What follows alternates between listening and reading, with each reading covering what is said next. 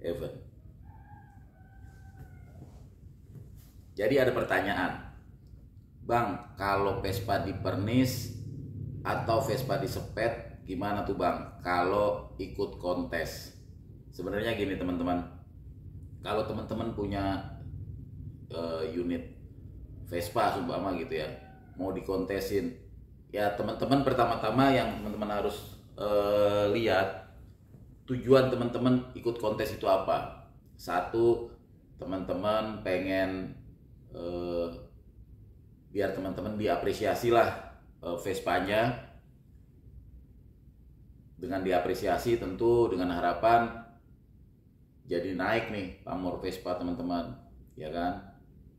Yang kedua mungkin sekedar pengen ikut ngeramein aja nih, ya kan, biar acaranya rame.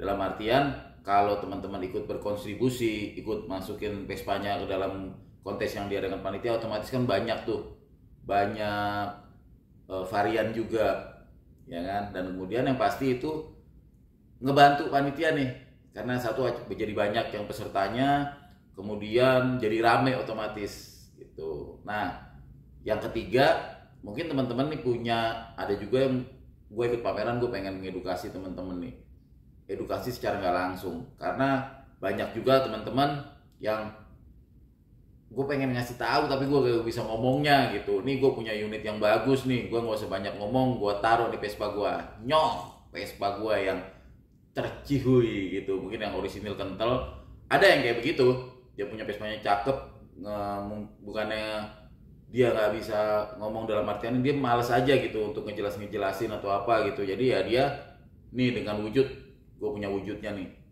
nikmatin gitu. Dia nggak mengharapkan menang. Atau teman-teman ada yang memang berambisi untuk menang gitu. Ada juga yang memang ya jadi tujuannya masing-masing berbeda-beda ya. Itu dulu nih tujuannya.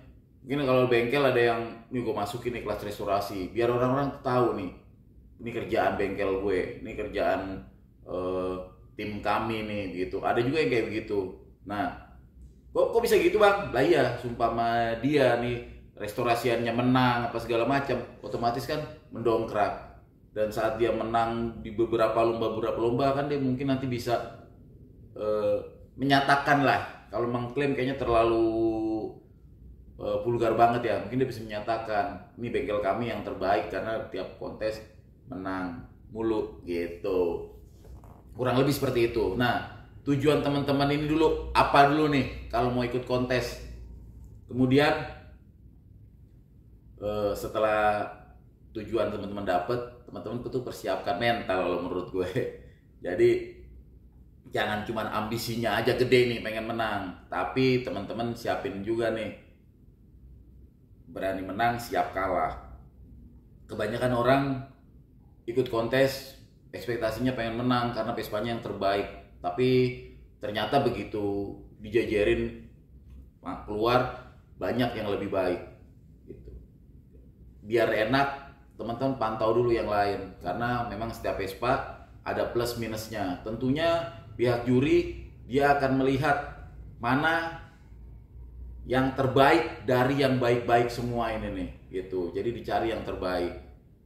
Dan juri juga manusia, jadi seumpama mungkin teman-teman jangan ikut satu atau dua kontes aja. Jadi kalau teman-teman semua nih, dalam artian gini teman-teman, mungkin nih teman-teman, gue suruh betul kali ya, mungkin teman-teman ikut kontes ini, terus teman-teman kalah, coba teman-teman ikut kontes yang lainnya, mungkin siapa tahu menang, atau mungkin kalah lagi gitu kan. Tapi teman-teman kan paling nggak jadi dapat pembanding, ada compare nih, oh di juri ini kok kalah karena ini, di juri ini kalah. Dan apalagi kalau dia lawannya yang berbeda-beda, kan teman-teman bisa ngeliat, oh gitu. Kalau menurut gue nih ya, ketimbang teman-teman sibuk, kok Vespa gue nggak menang gitu, kok nggak menang gitu, tapi teman-teman kalau menurut gue mendingan teman-teman lihat tuh Vespa yang menang, poin lebihnya apa gitu, kok dia bisa menang. Menurut gue itu, jadi teman-teman bisa belajar tuh dari yang lebih bagus kan gitu. Nah kalau terjadi semua Bang yang bagus ternyata begini, ya itu dia, lo ikut kontes di tempat yang lain biar lo dapet pendapat atau second opinion. Tentunya kan nggak sama kan, makanya lo harus bandingin dari yang terbaik, lo harus belajar, harus ngelihat dari yang terbaik. Itu sih intinya, kesiapan mental dulu. Jangan lo berani menang tapi nggak siap untuk kalah. Nah, kelas pagi ini ada yang bertanya, Bang Eman, kalau Pernis sama Sepet diikut kontesin gimana? Pertanyaannya ya, inti permasalahannya itu tadi yang ditanyakan. Kalau mau dikontesin, kontesin aja. Tentunya yang tahu nih, yang tahu Vespa lo kan lo tahu nih Vespa lo Pernis, lo tahu Vespa lo Sepet. Nah begitu lo masukin, kalau lolos dari pengamatan juri, tiba-tiba lo naik, yang tahu kan hati lo. Hati lo boleh nih di luaran lo mungkin boleh bersorak-sorai kegembiraan, kesenangan ya kan, happy. Tapi dalam hati kecil lo, apalagi kalau ternyata yang dikalahkan ternyata itu benar-benar orisinil, nggak ada Sepet gitu. Apakah hati lo itu berkenan? Di situ kan pertanyaannya. Apakah lo merasa nyaman dengan hal itu gitu? Vespa sepetan gue menang gitu, padahal yang lain ada yang nggak sepetan gitu. Nah itu juga lo jadi pertanyaan gitu. Kenapa lo bisa menang? Harusnya itu, padahal punya lo sepetan gitu. Apakah yang lo kalahin itu di bawah posisinya, atau memang itu kealfaan dari pihak juri? Buat teman-teman yang mungkin belum tahu sepetan, kalau Pernis kemarin udah gue jelasin ya. Pernis itu kayak clear gitu, kayak cat tapi bening gitu, buat melapisi cat. Nah kalau sepet, jadi gini teman-teman, sepet itu salah satu bukan metode pengecatan ya. Jadi gini, seumpama motor lo kurang bagus nih di satu sisi ini nih, entah cat yang ngelupas, entah itu bekas nabrak di satu sisi gitu ya, atau nggak nabrak tapi dia udah kusamnya udah parah, udah kaleng banget gitu, bekas kropos atau apa, pokoknya itu satu titik. Jadi nggak semua apa ya, kalau semua itu namanya disiram gitu, semua disiram. Kalau ini menurut gue ya, kalau sepet itu beberapa bagian aja gitu, makanya ada istilah sepetan. Jadi semua satu titik nih, jadi nggak mesti harus kropos, nggak mesti harus nabrak, harus gimana ya. Jadi cuma yang satu udah kurang oke lah gitu, intinya untuk menutupi gitu, untuk menutupi beberapa bagian kecil gitu. Jadi di sepet tuh, sepet itu beberapa spot gitu. Nah kalau sepetan banyak ya ada sepetan di sini gitu. Jadi sepet itu spot gitu ya. Kalau semua udah siram, namanya udah disiram semua, namanya juga siram, banjur gitu, siram gitu. Disiram itu nggak dikerok, jadi cuman cat yang masih ada disiram, makanya siraman gitu. Nah kalau siraman, cat siraman biasanya kita itu merasa beruntung. Agak geser sedikit ya, sorry kalau tumpang tindih karena ini pas biar ingat pesawat lewat lagi. Jadi gini, sumpama nih cat orisinil zaman dulu kala dah gitu ya, zaman babe kita. Nah terus dia bosen nih, atau teman-temannya tuh udah bercakap gitu. Kalau zaman dulu tuh untuk cat dikerok itu kebanggaan. Wah Vespa gua dong dikerok sampai habis, bangga. Nah justru yang disiram-siram ini mungkin catnya masih bagus tapi dia pengen ganti, karena cat kerok biayanya lebih gede, karena kan harus dikerok segala macam gitu kan, dan lebih lama. Nah disiram itu dibanjur ganti cat warna. Nah kalau teman-teman dapat cat siraman gini untuk ngeletekinnya, nah itu yang kupasan itu jadi melebar nih, jadi ke kupasan itu dilunturin tuh cat yang siraman itu dilunturin, nah nanti ketemu tuh cat aslinya gitu. Nah balik lagi ke spet, kalau spet itu beberapa spot aja gitu ya, makanya suka ada istilah, ada sepetan di spakbor, ada sepetan di buntut belakang, ada sepetan di pinggul, ada sepetan di sayap, ada sepetannya di dek, ada sepetan dikit gitu. Jadi spet itu sedikit cat di bagian-bagian tertentu yang menyerupai ya dengan warna aslinya. Tapi logikanya kan gini, ya mungkin kalau ketemu tukang spet atau tukang cat yang jago, dia akan sabak nih colornya gitu ya. Tapi logikanya ini cat baru, ini cat lama, ya kan, terus ketiban. bahannya aja kan beda gitu. Oke, let's say dia dapat nih bahan yang sama dari tahun tersebut gitu ya, dapat cat yang sama, warna sama.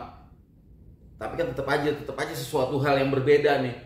Sesuatu hal yang berbeda coba disatukan. Mungkin sekilas sama, sebulan 2 bulan biasanya sih kalau cat yang berbeda gitu ya. Kecuali tukang catnya jago banget ini. Nanti sampai ke situ ya. Itu ya tapi gak kelihatan gitu, tapi lama-lama apalagi sering lo pakai kan, kepapar matahari, kehantam matahari, kehantam cuaca apa segala macam. Nah kekuatannya kan akan tahu di situ. Baru istilah kata nih kalau bahasa ininya belang gitu, ya belang nih gitu. Mungkin temen-temen suka ngeliat di mobil kan, suka ada yang belang, ya kan? Itu kan mungkin dia ngecat tuh sama, kagak taunya mungkin terhantam matahari, apa segala macam, cuaca segala macam, akhirnya jadi ketahuan jadi belang. Awal-awal sama. Itu yang dimaksud dengan spet ya teman-teman. Ini dulu spetan di situ. Nah balik lagi, saat ini banyak banget, ya nggak banyak banget ya, ada lah gitu. Gue kayaknya kalau banyak kayaknya mudah menemukan kan. Saat ini ada bengkel-bengkel restorasi tuh yang jago-jago banget, ya kan. Bisa membuat restorasi Vespa ini bebas dempul, kaleng apa segala macam. Catnya juga bisa dibikin kebal, thinner apa segala macam, dia punya formulanya, punya metode-metodenya, dibikin sedemikian rupa biar sama dengan kondisi aslinya. Dan gue melihatnya sih banyak nih bengkel-bengkel yang jago-jago ini pada humble-humble semua, dan mereka ini yang gue tahu ya jujur kalau mereka mah. Jadi dari awalnya mereka udah kasih tahu ini restorasian apa segala macam. Cuman gitu loh. Sumpama dari titik satu nih, dari buildernya ngasih tahu nih ke gue udah tahu kalau itu apa ya bahasanya, repro atau gimana, itu restorasian lah gitu, restorasian. Cuma restorasian bikin kelas, dibikin apa namanya, menyerupai orisinil gitu. Nah sampai di gue, mungkin gue masuk ke pembeli atau orang yang klien yang nerima restorasi itu juga masih dalam tahap yang jujur. Gue ini restorasian gitu, bentuknya kayak orisinil. Nah balik lagi ke orang kedua, ketiga, mungkin kedua masih sampai dia mungkin ke titik ketiga atau gimana kan, mungkin dia udah nutupin kan karena orisinil. Karena begini, psikologis kayak gue nih, mungkin nih di belakang kamera ini soalnya gue dapet Vespa nih kan, Vespa Gran Turismo gue yang tahun 67 itu dibikin look orisinil dengan belel-belelnya gitu. Cuman kelasnya masih, ya bukan yang bandingin, sorry ya, yang bikin Vespa GT gue dari Sumatera, mungkin kelasnya masih jauh dibanding yang bener-bener orisinil banget gitu. Cuman di foto orang tuh sekilas akan, oh bang orisinilan ya bang ya, begitu. Tapi kalau udah ngeliat wujud langsungnya, oh enggak, bikinan gitu.